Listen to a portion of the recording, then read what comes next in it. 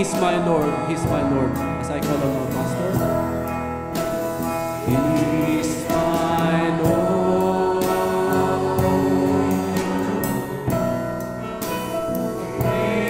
He's my Lord.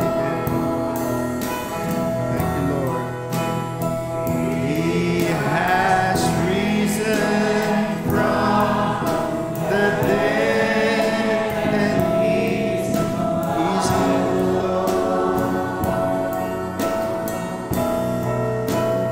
Every knee shall bow, every tongue confess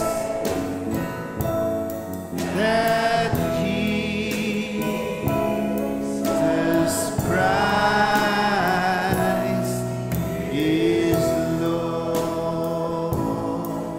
Yes, He is. Amen. Palakpakan natin ating Panginoon. Amen. Hallelujah. So we're so glad to be in the house of the Lord once again ngayong gabi. At labis nating pinagpapasalamat sa ating Panginoon na hindi siya nagkukulang at lagi siyang hindi lang nakaantabay kung hindi laging nagmamatsyag sa ating mga pangangailangan, particularly sa mga spiritual na pangangailangan natin. Amen. At sa gabing ito, I just want to share you a little thought bago tayo sama-samang manalangin. Samahan niyo ako dito sa Book of Mark.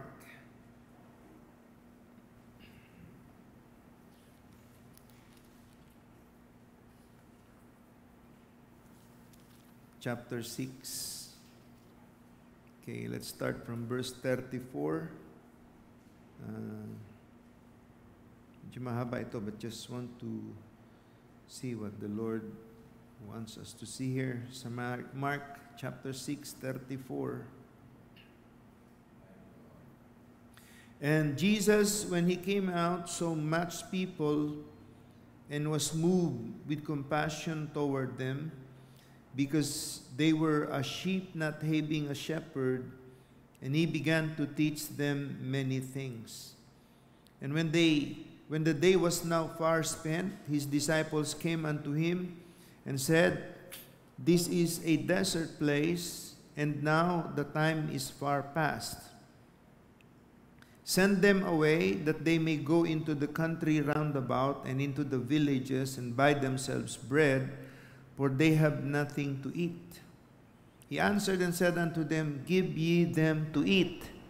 And they say unto Him, Shall we go and buy 200 penny worth of bread, and give them to eat? He said unto them, How many loaves have ye? Go and see. And when they knew, they say, 5 and 2 fishes. And He commanded them to make all sit down by companies upon the green grass. And they sat down in ranks by hundreds and by 50s.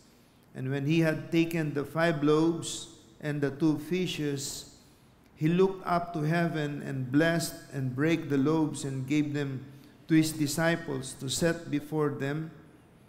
And the 2 fishes divided He among them all. And they did all eat and were filled. And they took up 12 baskets full of the fragments and of the fishes. And they that did eat of the loaves were about 5,000 men. Amen. Ito ang mga salita ng ating Panginoon. Pagpalain tayong lahat ng Panginoon. Let's just bow our heads in prayer. Dear Heavenly Father, we approach your throne of mercy once again this evening. Wala kaming ibang nasa, Panginoon, kung hindi ang maabot ang iyong presensya. And this evening, Lord, we just want to lay ourselves in your presence. Dahil, Panginoon, ikaw ang totoong tumatawag. Ikaw ang totoong may malasakit, Panginoon. At ito ay inilalagay mo din sa aming mga puso. And the moment we receive your word, the moment we receive your spirit, amen, it produces the same kind of compassion, the same kind of influence, the same kind of inspiration, Lord. So we thank you for this evening. Salamat sa pag-iingat mo sa aming mga kapatid who have traveled to be with us. And take all the glory, Lord, and honor as we give you all once again this thanksgiving in Jesus Christ's name. And everybody say amen tonight. Amen. Praise the Lord. God bless you. Amen. Pagpalain tayong lahat natin, Panginoon. Mari na kayong maupo. Amen. We're glad to have with us once again Pastor Ed, Sister Shell, Pastor Lito, Sister Rachel, mukhang yung anak nila kasama nila ngayong gabi. Amen. Pagpalain tayong lahat. Anong pangalan ni Sister? Ruth. Amen. What a wonderful name. God bless you, Sister Ruth. Amen. So, we welcome you sa gabing ito. Natuloy ba yung baptism service nung Saturday, Pastor Lito? Amen. Purihin ng Panginoon. Ilan yung nabaptize? 30 plus souls for God's glory. Amen. In the name of the Lord Jesus Christ. Amen. So, purihin ng ating Panginoon. So, sa gabing ito, nais kong tignan natin ang anggulo na ito,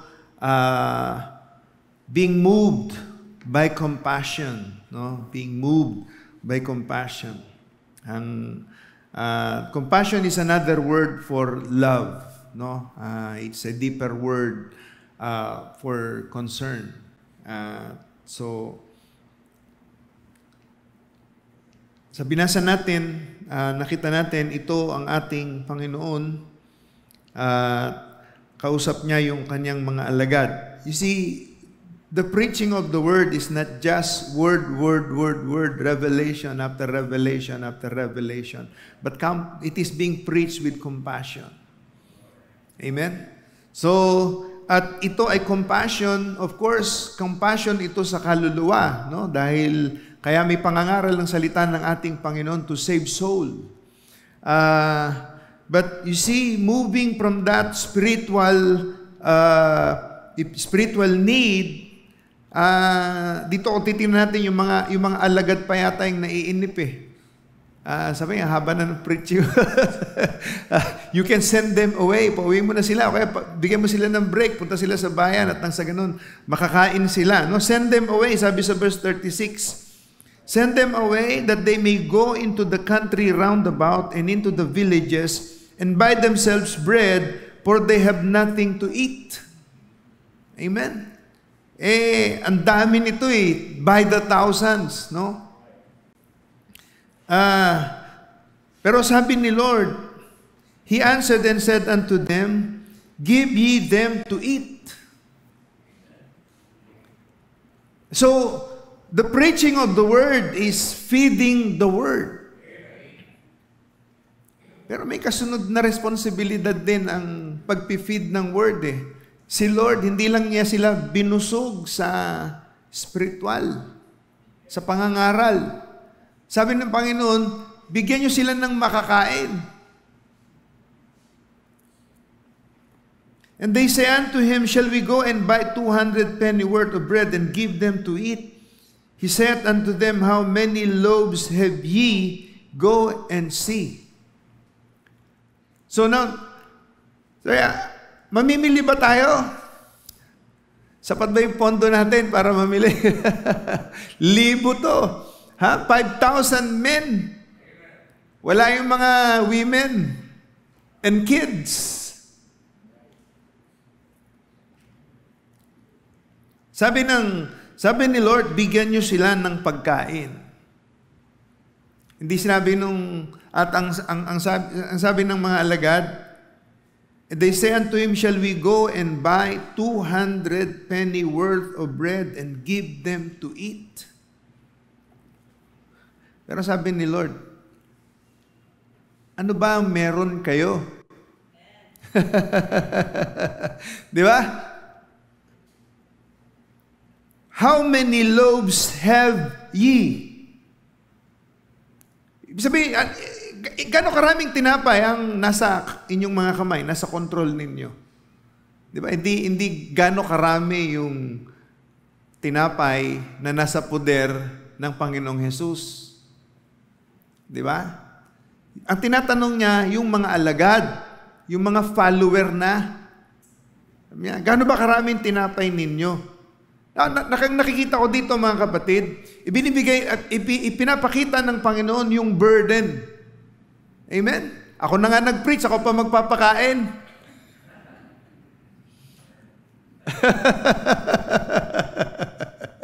Diba? Sabi niya, gaano karami ang tinapay na hawak nyo? Amen? How many loaves have ye? Go and see. And when they knew, they say, 5 and 2 fishes. Eh Lord, 5 lang eh. 5 tinapay lang eh. At saka 2 isda. And he commanded them to make all sit down by companies upon the green grass. And they sat down in ranks by hundreds and by 50s. And when he had taken the 5 loaves and the 2 fishes, he looked up to heaven and blessed and brake the loaves and gave them to his disciples to set before them, and the 2 fishes divided he among them all. Amen? So hindi hahanapin ng Panginoon yung wala sa poder natin.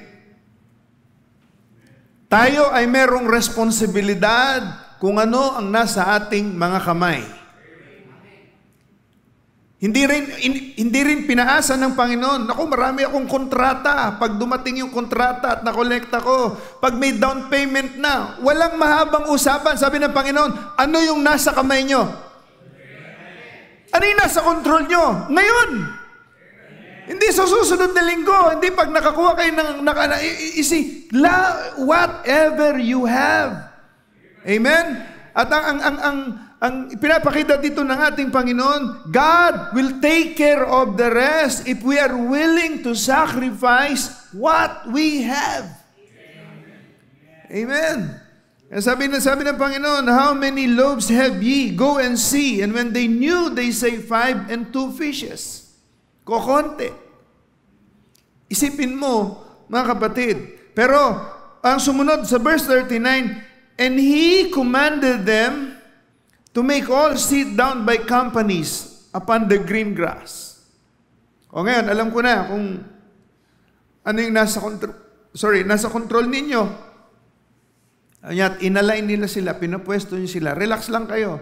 Amen. Maupo kayo dyan sa mga ng komportable. Amen. Iikot ang mga alagad. Pagkakalooban kayo ng pagkain.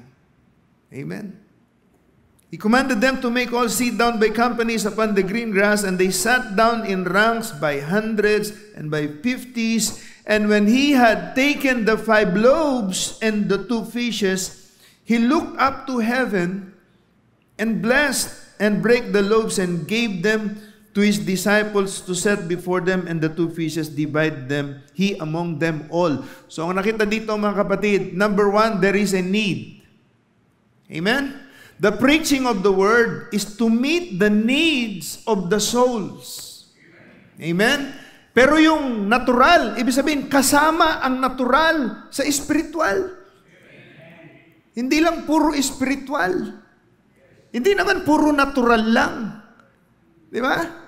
Kaya ang nakita ko dito mga kapatid, yung mga tao na merong desire makinig ng salita ng Diyos, God will take care of their needs. Amen. Minsan iniisip natin, meron akong kailangang gawin, meron akong kailangang kikita ako ngayon at lahat. And, we sacrifice. People sacrifice. It's easy for them to sacrifice going to church or spending time listening or hearing the Word of God, whether it is in the church o kung hindi pa sapat. Ngayon, we are allowed 50%. Buti na lang, 50% na. Amen. Ang allowed ngayon. Ha?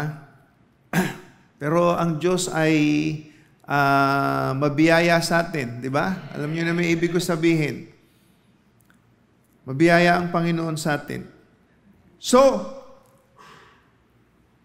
Nag-spend sila ng panahon. Kaya Panginoon, hindi puro spiritual lang ang ibig ko sabihin. Di ba? Ang Panginoon ay nakatingin din sa mga natural na pangangailangan ng mga believer. Hallelujah. At kung ang tao talagang meron siyang malasakit sa kanyang kaluluwa, kaya nga sabi, seek ye first the kingdom of God, and all these things shall be added unto you.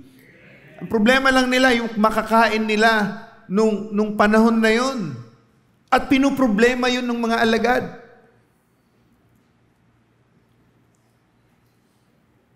So, now, yung sequence, mga kapatid, ang una, preaching of the word. Pangalawa, yung physical need nila, yung pagkain. Di ba? Pagkain ng kaluluwa, and then pagkain para sa kanilang physical. So, merong need. Yung mga kaluluwa, kailangan ng kaligtasan. Yung mga physical, kailangan ng makakain. So, there is a need. And if there is a need, God will prove that He is the greatest provider. Kaya merong need kasi merong provider.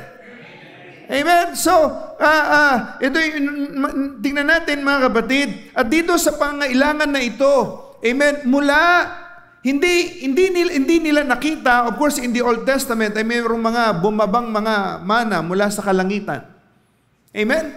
So, pero tingnan natin now, when it went down, mga kapatid.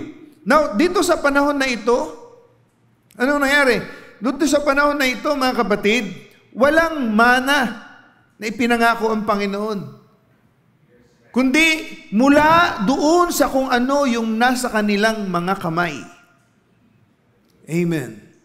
And now, you see, nandito, yung sequence, there is a need, and then the provider is present. At anong ginawa nila? Kaya nila pinapauwi yung mga alagad, kaya nila pinapauwi yung mga maraming mga tao. Biro mo, 12 sila. Di ba? Tapos 5 tinapay at 2 isda lang. Konti lang to, dain nila. Amen. Pero mga kapatid, see, look at this. Merong need, pero merong available, merong kakarampot na pagkain, 5 tinapay at 2 isda. Imagine niyo kung Nutriban yun, 5 Nutriban, yung mga nakakaatanda sa mga Nutriban, mga panahon namin nila, yung mga Nutriban. Pero isipin mo, maliit pa rin yung Nutriban eh. Di ba? Sabihin na natin, yung isang tinapay, imaginein mo na, yung isang tinapay, ang sukat ay 1 kawali. Wala namang ganong tinapay, di ba? Pero assuming, 5 ganong kalalaki, they rank it by hundreds, by 50s. 5,000 men. Just try to imagine how you will feed them. At 2 isda, o sabihin mo na, 2 bariles yun, yung tuna na kinakatay doon sa Dikapinisan, pag nandoon tayo, yung hindi halos mayakap ni Faith, yung bilog nung isda. 2 ganon. How can you feed 5,000 men? Exclusive pa yung mga women at saka yung mga anak nila, kung sakali man, mga kapatid. But the sequence is, there is a need and there is available material o bread and fish. Ang ginawa nila, mga kapatid, when he had taken the 5 loaves and 2 fishes, mula sa kanilang mga kamay, amen? Doon, kung ano yung available, ay hinatid nila sa ating Panginoon, at ito ay binless ni Lord, at pagkatapos niya itong i-bless, amen, nag-umpisa na i-distribute ng mga alagad. Ano nakikita natin doon, mga kapatid? Amen? Inuna nila na ipagkatiwala sa Panginoon yung bagay. Amen? We remember the time of Elijah. You remember the time of Elijah, na isang widow, may isang anak na lalaki, sakitin pa. Amen? Yun ay panahon ng taggutom, tagtuyot yun, mga kapatid. At dumampot siya ng 2 pirasong sticks. Sabi ng prophet, amen, katulad yun ng cross, yung 2 stick na pinag-cross, at yun ang pinanggatong. At sabi nila, ito na lang yung natitira sa amin, lulutuin namin ito, at pagkatapos nito, hintay na lang namin kami mamatay. Amen? But sabi ng prophet, wait a minute. Amen. Bake me a cake first. Ha? Isang propeta na maski na lahat nagkakagutom doon sa lupain, mga kapatid, pero nandoon siya sa bundok at nandoon merong makipot na ilog na dinadaluyan ng tubig, mga kapatid, at siya ay umiinom doon. At pag oras ng pagkain ay dinahatidan siya na maging ng uwak. Hindi siya nagutom.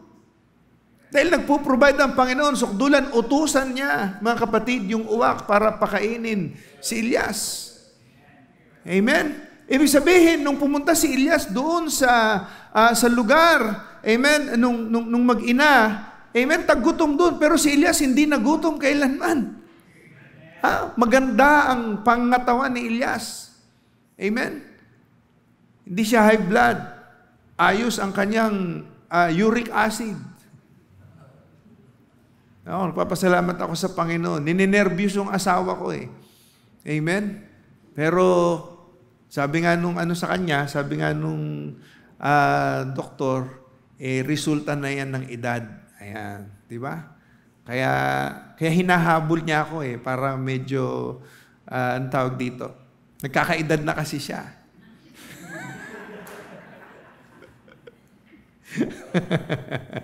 Pero salamat sa Panginoon, no, sa biyaya ni Lord. Yun lang, no, sa Mr. Isabel, very busy yan, tsaka masyado kasi mabilis kumilos eh. Amen? So, now listen, ang Diyos ay mabiyaya. Pero nakita natin, ang Panginoon, He also requires us to do something. Amen? Huwag muna natin intindihin yung mga fellowship, family day. Huwag kayong mag-alala, magkakaroon tayo ng family day.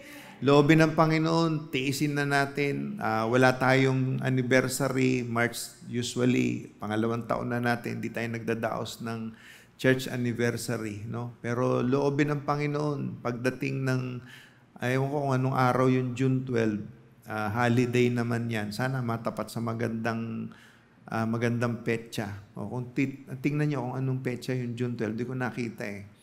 Yung June 12, kalahati na ng taon yun. Amen? Idaos natin yung ating family days. Family days. Di lang family day. Family days ang gagawin natin. Amen? Ngayon pa lang, sasabihin ko na sa inyo, magpa-family day tayo sa Laur, Nueva Ecija. Loobin ng Panginoon.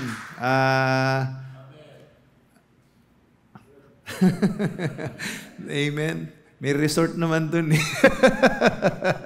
Amen. Marapit din yun sa dagat, no? So sa panahon na yan, okay na yung dinggalan. Magre-relax tayo sa June 12. Loobin ng Panginoon yung mga bangka na nasalanta, ng mga bangka ng mga pamilya doon sa Dikapinisan, sa Dimanayat, sa Dikapinis. Balik tayo mga kapatid, lahat ito. So nandoon nga, no? Merong mga needs doon, lahat yan. Kailangan namang wala nang matirahan yung kapatid mo. Tapos pangangaralan mo pa. Di ba? Okay lang mag-preach eh, pero ano ipipreach mo dun sa tao? Yung bangka niya, nawara. Yung mission boat natin dun na isa sa pinakamalaki sana. Hindi pa natin nasakyan. Dapat nung May yun, summer camp sa Dikapinisan, yun yung isa sa mga bangkang sasakyan natin. Halos 300,000 ang nagastos dun, lahat-lahat. Amen? 3 hati nung pumunta kami dun. Amen? Hindi mo na mamabira. Wala. Hindi ko, nasakyan ko lang yun ang dinedicate namin, nakatawid kami doon sa may lighthouse, no? Nagpunta lang kami doon, nagpalamig kami ng konti, no? Yun lang. Pero may nahuli namang mga tuna yun na at bago nga yun na dumating, mga kapatid. So, lahat ito ay awa, biyaya ng ating Panginoon. Kaya gusto kong sabihin sa inyo, ang Panginoon natin hindi siya nagpapabaya, no? Hindi siya nakakalimot. At ang Panginoon ay you see, what we have in this message of the hour is not just revelation. Pero may kalakip, mga kapatid, ang kapahayagan na tinatanggap natin. It is accompanied with responsibility. Amen? So, don't be offended at times na, ang Panginoon ay hinahanap lang sa atin ng Panginoon kung ano yung nasa ating mga kamay. Amen? Wag natin na ipapangako. Kasi alam ng Panginoon ang bukas eh. Di ba? Hindi naman tayo i-require ni Lord dun sa mga darating na panahon. Nire-require tayo ni Lord sa ngayon. Kaya nga present truth eh. Di ba? Yung ngayon, kung ano yung mensahe ngayon, doon niya tayo i-require.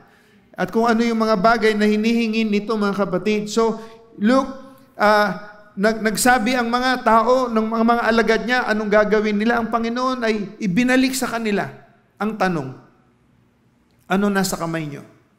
Amen? Si Moses, nung lulusubin niya ang Egypt, sanay siya sa military takeover. Pero nung ngayon, babalik siya sa Egypt. Paano kung babalik doon sa Egypt? Saan sabi ng Panginoon sa kanya? Ano ba yung nasa kamay mo? Tungkod lang yun eh. Di ba? Pero yung Egypt ay yung bihasa, ang mga sundalo, ang mga kawal. Alam ni Moses yun, galing siya doon, mga kapatid. Pero ang Panginoon ang nagsusugo sa kanya. Siya ang deliverer. At hindi sa sarili niyang kaparaanan. Amen. At ang Panginoon, tinanong siya, ano ba yung nasa kamay mo? Amen. At alam natin kung gaano ang nagawa, mga kapatid, amen, ng Diyos sa pamamagitan ni Moses, sa pamamagitan ng tungkod na yun. Amen. It was just a simple token or simple item, stuff na nandoon sa kanyang kamay, mga kapatid. Wala nang iba. Amen? Kung ano yung nasa kamay niya at kung sino ang nag-utos sa kanya, mga kapatid. So, ngayon, nandito na at lahat ng mga bagay nito inilagay nila sa kamay ng ating Panginoon. Anything that is in the hand of the Lord. Ano mang bagay ipagkakatiwala natin sa kamay ng ating Panginoon, maging buhay natin, maging pang-araw-araw natin, maging ministry natin, mga kapatid. When we entrust everything into the hand of the Lord, He will take care of it. Amen? Remember the 7 stars in the hand of God. Amen? Yun yung nandoon sa kanang kamay ng anak ng tao, mga kapatid, sa Book of Revelation. He takes care of them. Kailangan lang mapasa kamay ng ating Panginoon. Kapag nandoon na sa kanyang kamay, amen, siya na ang bahala. Kaya nga minsan sinisikap natin gawan ng paraan, sinisikap nating dumiskarte, sinisikap nating magremedyo. Amen. Lang natin ito, di ba? Pagka Sunday, napapansin ninyo, kahit napigil pa, pag tiningnan ninyo, you just watch, mga kapatid, bilangin ninyo yung mga pamilya, kung ilan yung umaattend sa bawat pamilya. At isipin ninyo yung ibang mga pamilya na wala pa sa church.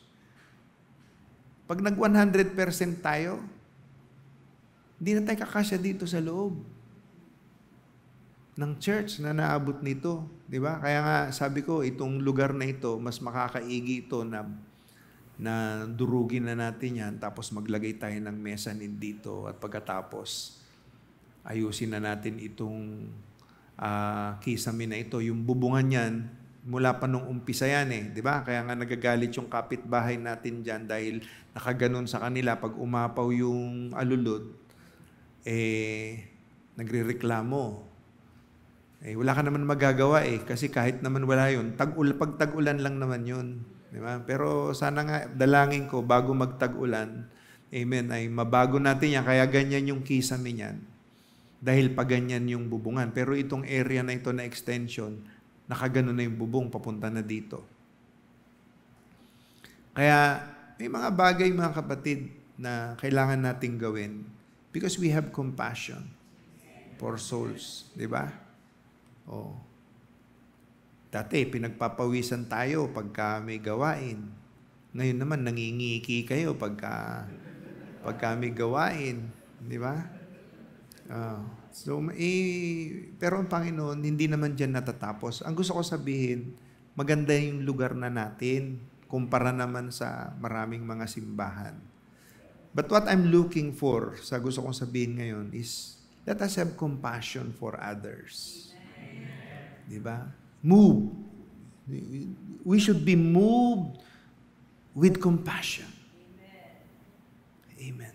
At yung compassion, hindi lang sa needs natin. Compassion for the needs of others. Amen. Compassion for the needs of others. So, ano yung mga bagay na nakapalibot when we hear things like that? Tignan natin dito mga kapatid, dito sa Luke chapter 14. Luke chapter 14.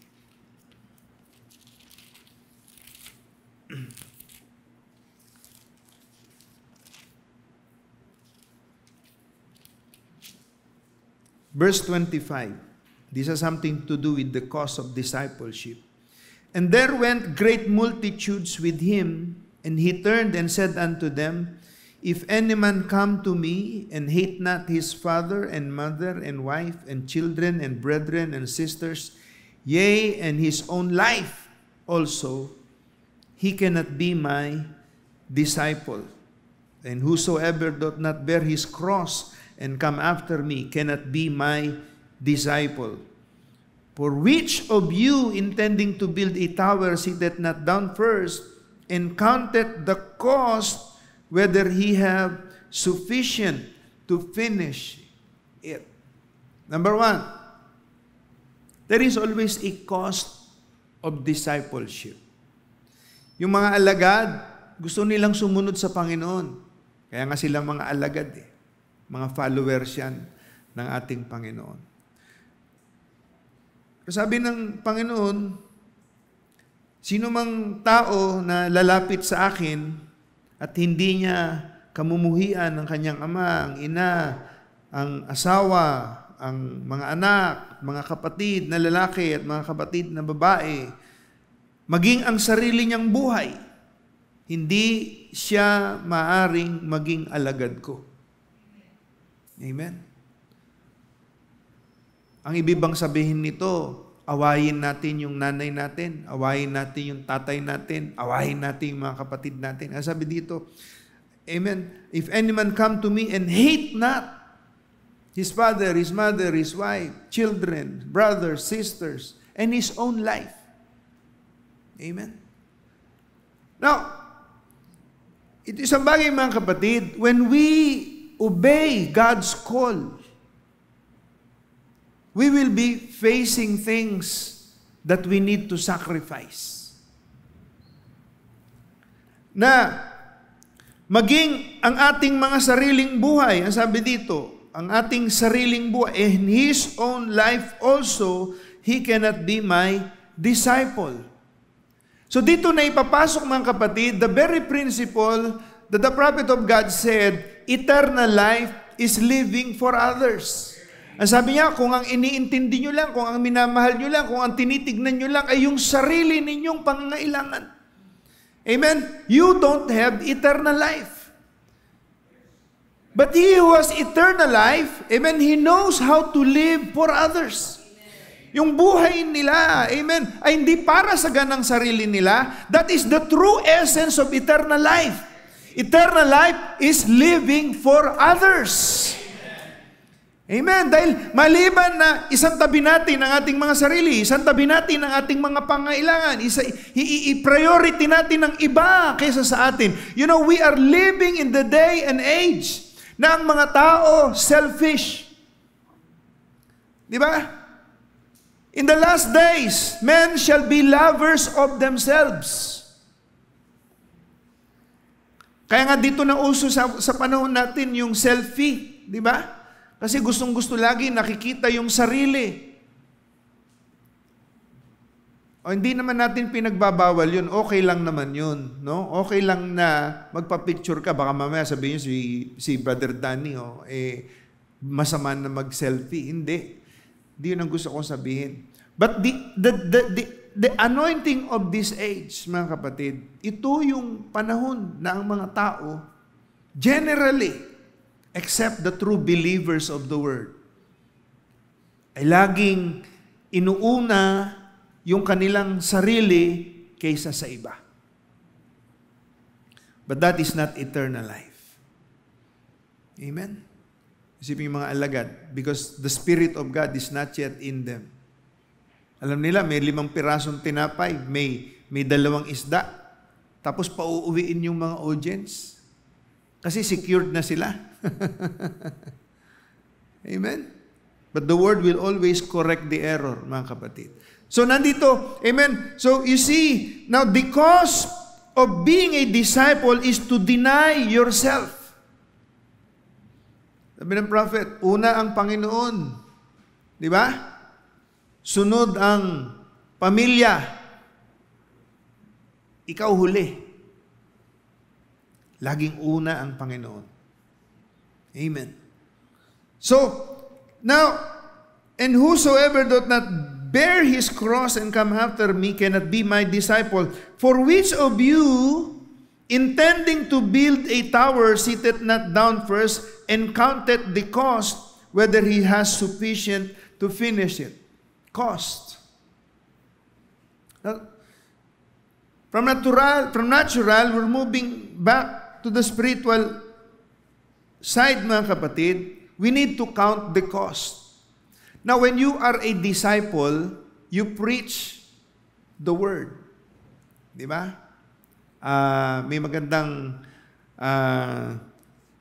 keynote si Brother Gerd para dun sa mga ministers nung nagkaroon kami ng meeting last Monday. Sabi niya, not everybody can preach. Not everybody can preach. But if you cannot preach, you just leave the sermon. Diba? Kasi mas nakakapagbigay ng pangangaral yung buhay. Diba? Kasi mas malakas mangaral yung buhay kaysa yung preaching. Diba? Tayo, may mensahe tayo. Magbasa ka ng mensahe. Makinig ka ng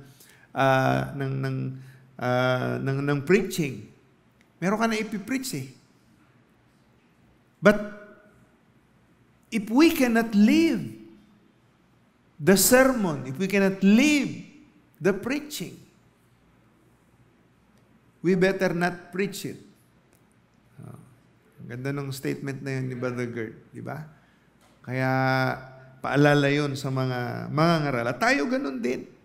Sinasabi natin, mga message believers tayo. But you have to count the cost. Pag magtatayo ka, sabi niya, magtutayo ka ng gusali, titingnan mo muna. Pag makikipagdigma ka, tignan mo muna yung mga kaaway mo, kalaban mo, kung kaya mo. Amen? Kaya na-appreciate ko yung ating mga kapatid. I know they prayed when they decided to be baptized in the name of the Lord Jesus Christ and to expose their congregation sa mensaheng ito, mga kapatid. Something is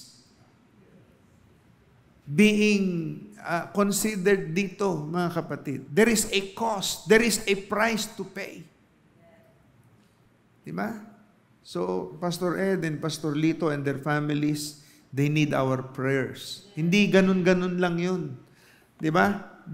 You stand in the comfort of your denomination, of the congregation, wala kang masyadong iintindihin. But when you take a stand for the message of the hour, amen? Hallelujah. Pag-pray nyo nga pala, pasensya na kayo, minsan naalala ko yung ilang mga bagay, and I'm just so blessed with what the Lord is doing. No? Si Pastor Henry Pacansa kagabi ay tumatawag sa akin sa Ordaneta. Galing din yun ng denomination, Pastor Ed, Pastor Lito. At he embraced the message at nag-expo na kami dati sa Pangasinan hanggang dun sa Baguio. At ngayon, meron po siya, sabi niya, Pastor, more or less mga 40 mga kapastoran ito sa paligid ng Pangasinan. at naging close sa amin. Kaya pala tumatawag kagabi, tinatanong kung ano yung maluwag na schedule ko. Kaya Lord willing, sama natin yan sa prayer, no? Na third Friday and Saturday doon sa Ordaneta. Saan ba? Sa Villasis, no? Sa Villasis si Pastor Henry ay mag-hold po tayo ng Mystery Expo doon. Lord willing, sama ko kayo, Pastor Lito, Pastor Ed. Amen. So we will be there for 2 days. Ipipresent natin yung mga yung message na ito sa kanila. Amen. So pag-pray nyo, pero wag lang pray. Count the cost. Amen? So, ang Panginoon ang nakatingin sa mga bagay na ito at alam ko ang Diyos ay nagmamadali na rin. Kaya patuloy siyang tumatawag, mga kapatid. Hindi natin sinasabi yung mahigit 4 na po yun ay lahat tatanggap. Pero kahit isa lang Diba? Isang totoo lang na makakatuwang natin sa pagpapalaganap ng Ebanghelyo ito sa huling panahon. Amen. Mabuting bagay na yun, mga kapatid. But, you see, may kasunod. You know, when we hear this message of the hour, there is a responsibility that follows it. Let me read a quote here kung sasamahan ninyo ako, mga kapatid. Amen.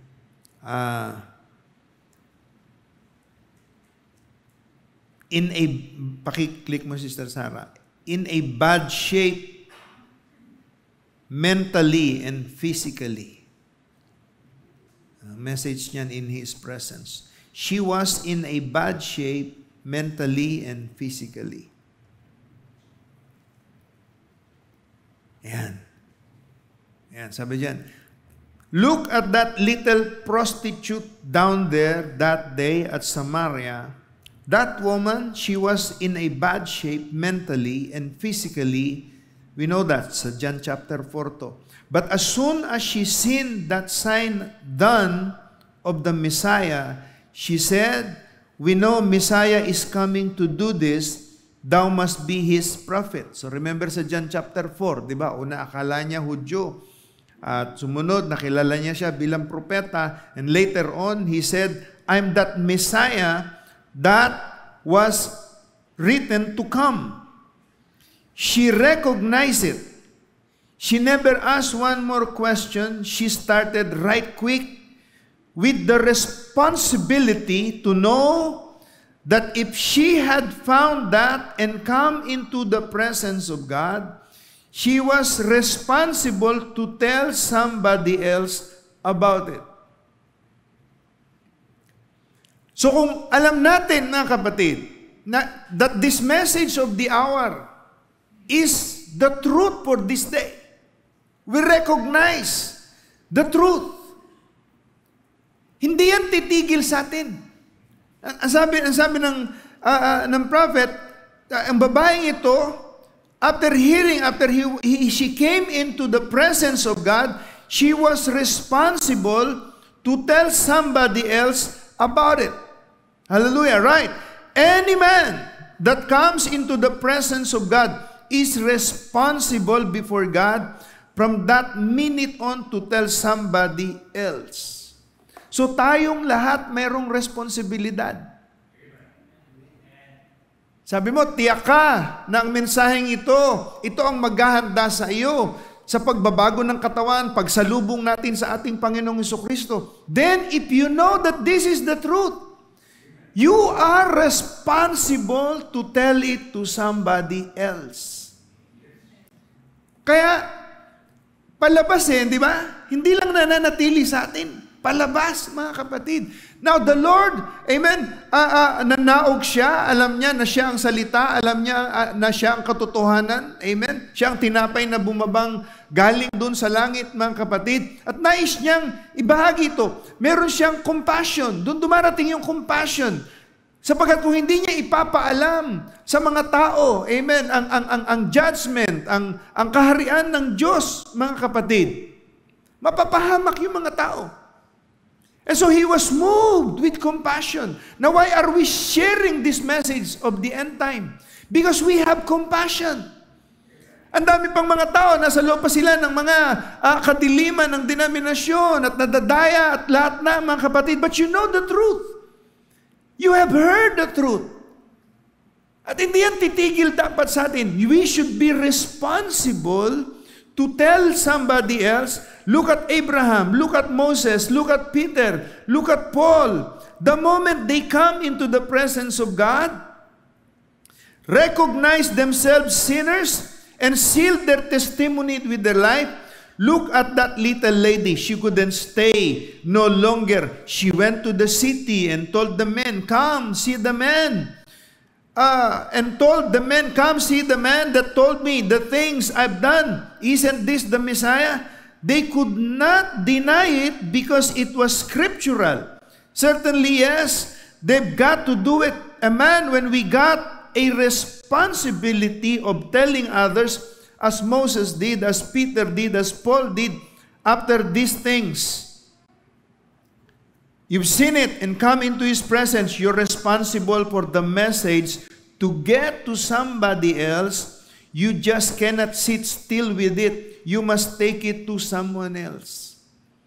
Oh, hindi ka lang mauupo sa isang sulok, no? Natutuwa ako si Brother Bong na meron din siyang pinost na meron na naman siyang ka-sharing. Diba? Alam niyo po mga kapatid, in any situation, ang purpose ng ating Panginoon ay tumawag ng mga kaluluwa. Amen, yung nangyari po dun sa Dinggalan, na stranded lang yung isang pamilya, and then they attended, nakwentuhan doon sa resettlement area, naimbitahan po sila na dumalo, and it happened, bumisita ako doon at nagdaos ng gawain. Amen. And they were touched by the preaching of the word. Amen. The following day, yung pamilya po na yun ay nagpabautismo sa pangalan ng Panginoong Jesucristo. But of course, yung mga kapatid natin, kasi si Brother June, siya yung nagme-maintain nung resettlement area, yung tinuluyan natin last na mag-camp tayo doon. Siya yung nagme-maintain noon. No? Nakukwentuhan niya lang yung mga kapatiran tungkol sa mensahe, mga kapatid. At pagkatapos, dahil nasa baba lang ng church yung resettlement area, naka-attend po ron, at nung marinig nila yung pangangaral, na-convict po sila. Kinabukasan, nagpabautismo yung pamilya. At nung umuwi sila sa Umiray, umuwi po sila dun sa Umiray, amen, iniimbita na naman ako ni Pastor Hernan dahil nagtuloy-tuloy na yung Bible study nila doon, nagtuloy-tuloy na. Yun nga, sabi nga ni Sister Sabel, pag naririnig namin Umiray, parang out of the parang ang layo. Pero yung pala, meron ng daan. Dati kasi nagsisingle lang sila, nagbabike. Sabi nila, 4 na oras dati, pastor, dito para kami makarating.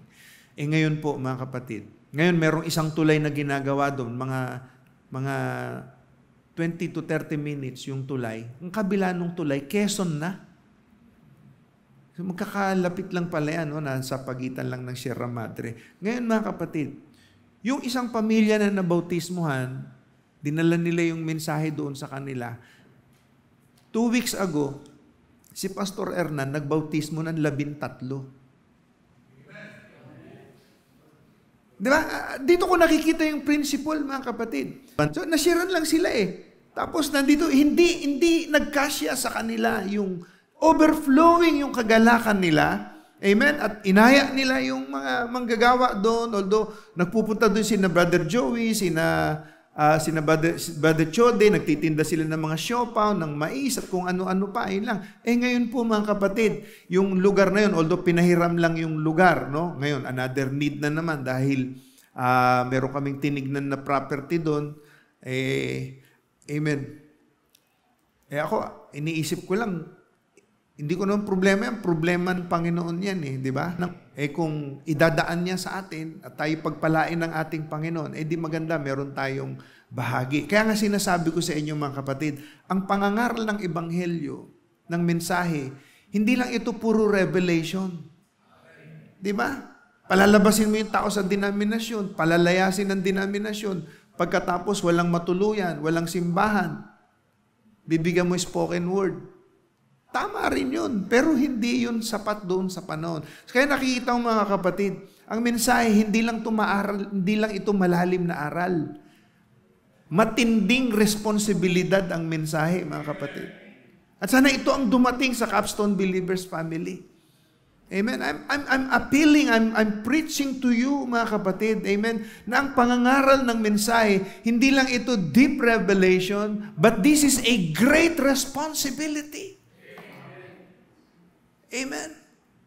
So nga doon, hindi pa natatapos yung ibang mga simbahan, at pagkatapos nandoon na naman, and we're praying for that. Amen.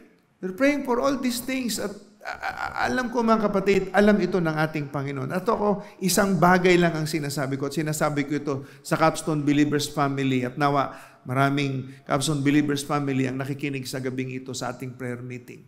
Isang bagay lang naman pwede kong sabihin. Pag ayaw nating magpagamit, dahil yan ay pangangailangan ng mga anak ng Diyos, gagamit ng iba ang Panginoon. Hindi tayo pwedeng magmalaki kay Lord. Amen? Gagamit lang naman ng iba ang Panginoon kung ayaw nating magpagamit. Amen. So, when we have, there is a cost in being a disciple. Being a disciple is to preach the word, to preach the message of the hour, mga kapatid. At kalakip nito, there is a cost in being a disciple, in being a believer.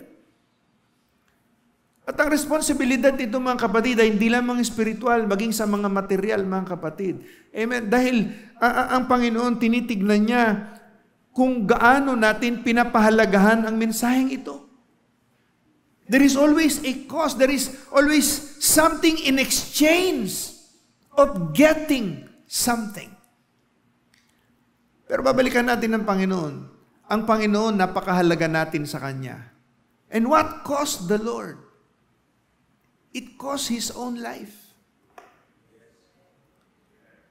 Para makuha niya tayo. Amen. So now, dito somebody else, you just cannot sit still with it. You must take it to someone else. Sa baba, I remember an old sister used to be here, Brother Graham Snelling's mother. She used to sit right here in the church, and she would sing, I've just got over, I'm running, and I just got over. And I can't sit down. She had just found something. I went over to a little colored church over in Louisville, and all of them was standing up, singing, I'm running up the King's Highway. Just found it and took up the highway. There's something about it. When you find Christ, you cannot hold your peace any longer. The rest of your days, you are a changed person. For when life and life comes together, it makes a bright light. True, when the bulb connects with the wire, if it's a correct bulb, it's got to give light. When the current and the bulb gets together, there's nothing to do but scatter light. It has to do it. And when a man or a woman is predestinated to eternal life, and they see the current of God catch that bulb, it will throw light everywhere it can. You might not be over a 10 watt, but you'll scatter what light you got. If you ain't a 500 watt, scatter 10 watt light. Give your light. Let your light so shine before men that they might see your good works and glorify the Father which is in heaven. Amen? So kung 5 watts ka lang, okay lang yun. Shine your 5 watts.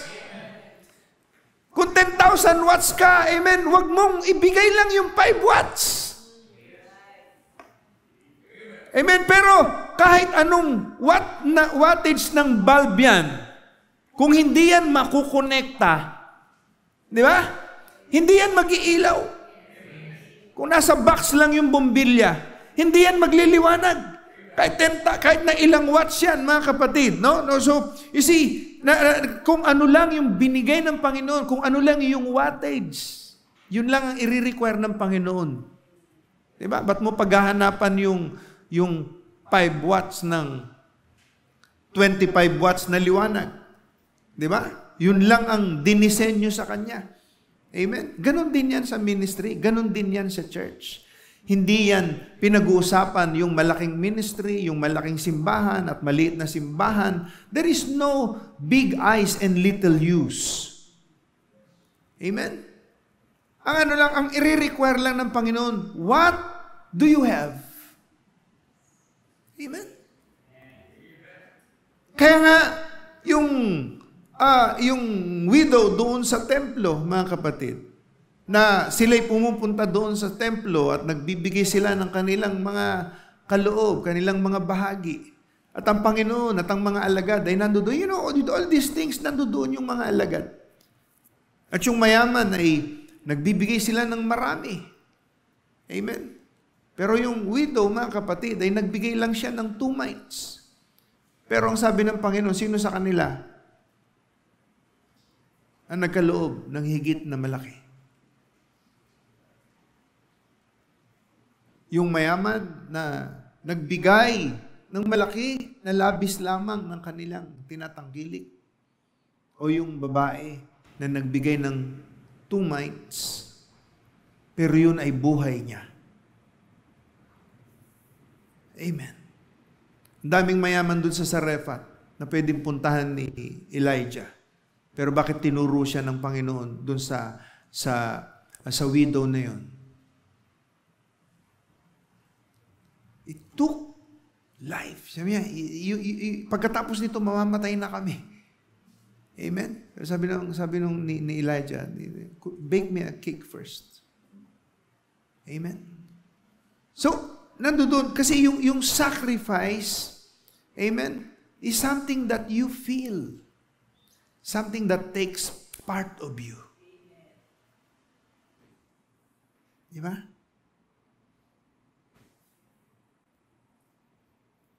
Pagka nag-nail cutter ka, di mo napapansin, di ba? Pag nail cutter ka, yung nakasobra dun sa skin. Di mo nararamdaman. Di ba? Kasi walang nerve yun eh. Pero pag napasobra yung cut mo at tumuloy yung dugo niya, napapaaray ka. Masakit kasi part mo yun eh. Merong ano. So when we do something, at yun ay bahagi talaga natin,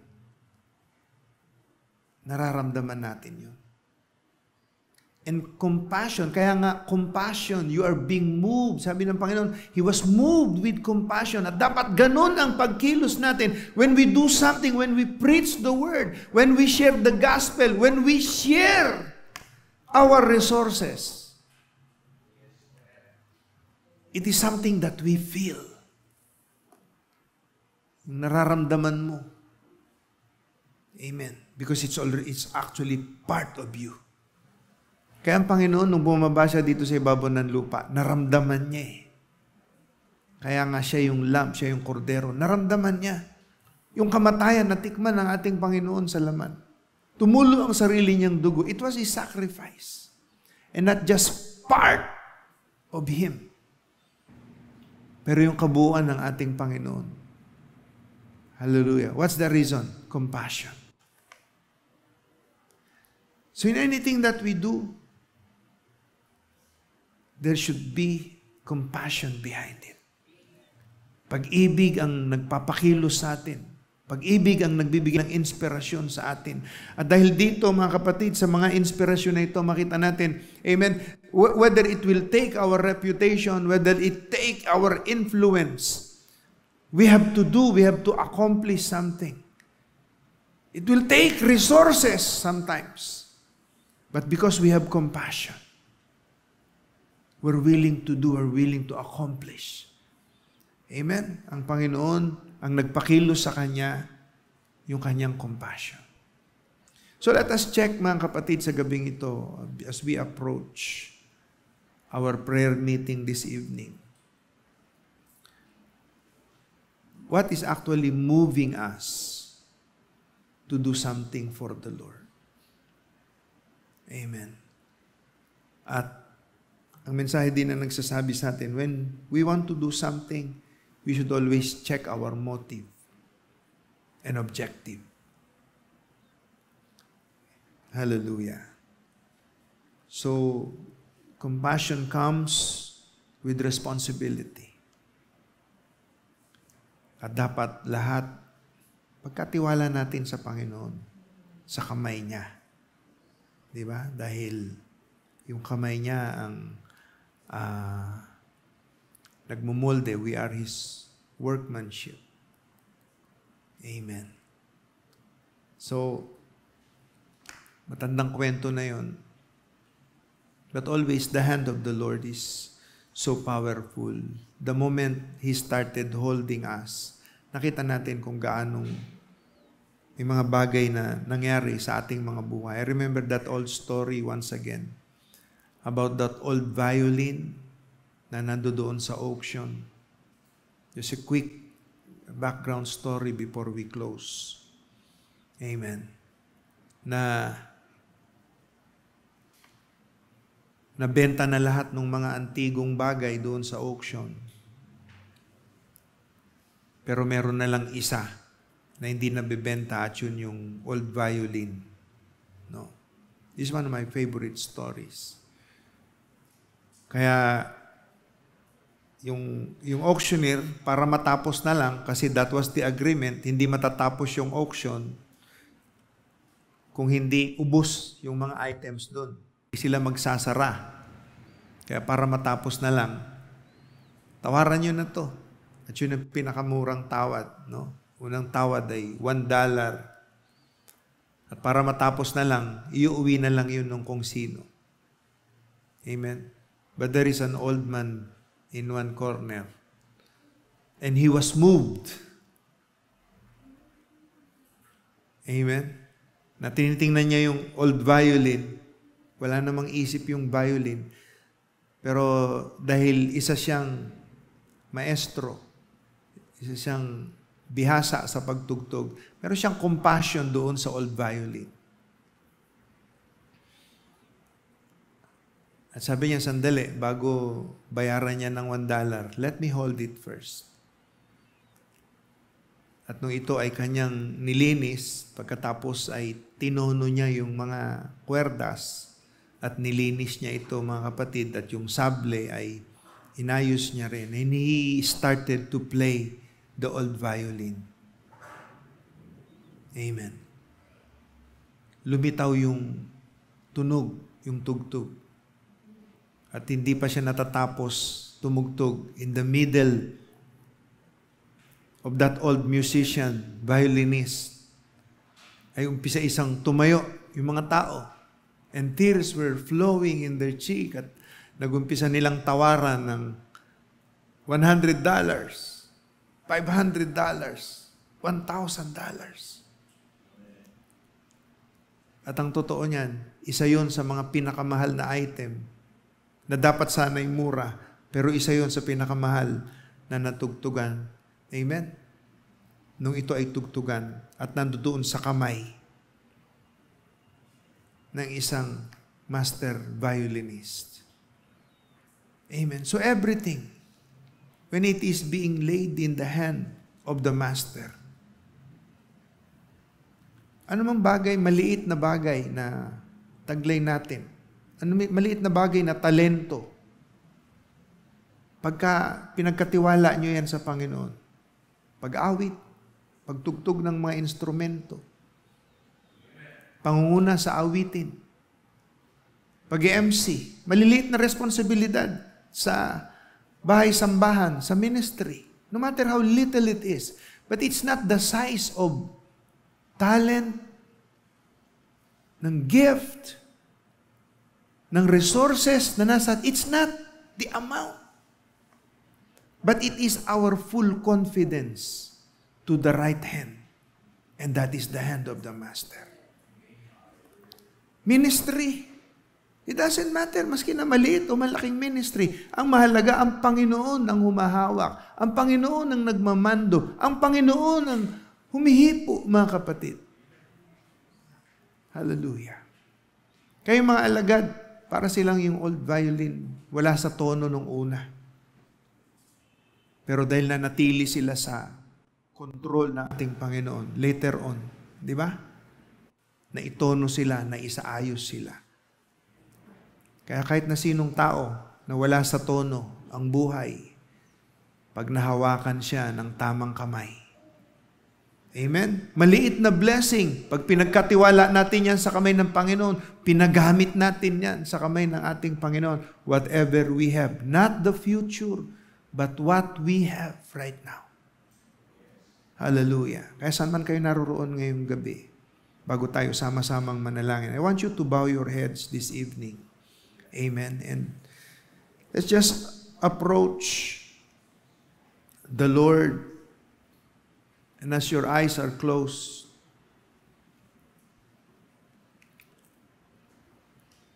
imagine the hand that is before you.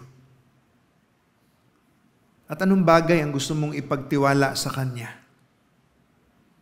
Yung maliit na talento mo, yung maliit na oras mo, yung maliit na blessing na dumaan sa kamay mo. How much do you trust the hand of the Lord this evening? Kung ano lang yung pagkakatiwala natin sa Panginoon, yun lang ang pagpapalain niya. Yun lang ang ino-honor niya. At outside of it, God doesn't care. Dear Heavenly Father, nawa, ang bawat puso ngayong gabi ay maitono sa key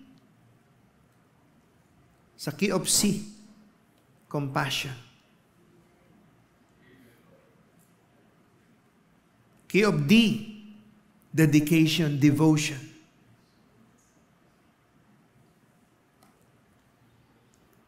Key of A, you being our absolute.